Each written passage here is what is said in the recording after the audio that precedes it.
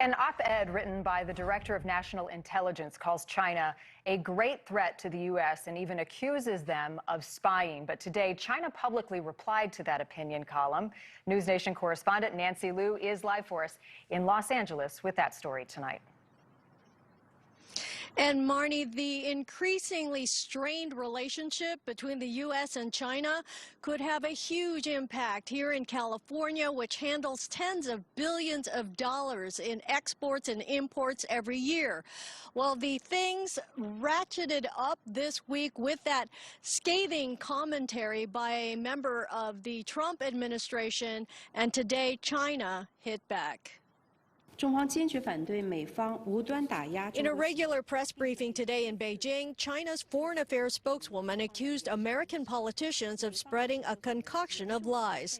She was responding to this Wall Street Journal opinion column, declaring China as America's #1 security threat. U.S. Director of National Intelligence John Ratcliffe wrote the piece, which dubbed China as the greatest threat to democracy and freedom since World War II. Hua Chunying accused Ratcliffe of spreading false information, which is damaging U.S. credibility. Despite a rosy start between Presidents Trump and Xi, things have soured with moves and counter-moves over trade, technology, and visas.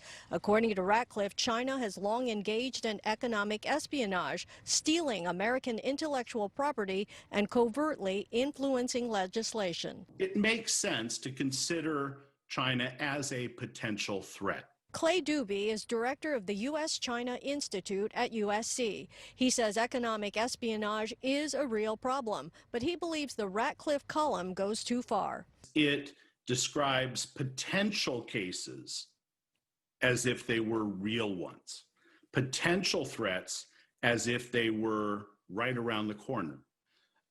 It uses certain incidents and highlights them in a way that is misleading. And so I think that the op-ed itself is an overstatement.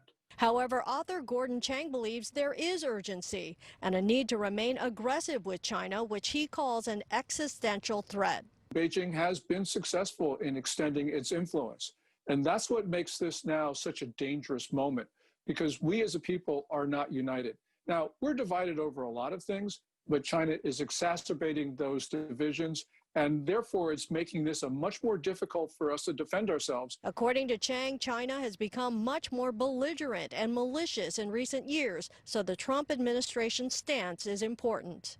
The United States is pivoting. We are now starting to talk about China in more realistic terms, and we're starting to confront the danger that Beijing poses to the United States and indeed to the entire international community. The relationship is going to continue to be complicated and will have more than its share of friction, but we are two really intertwined powers.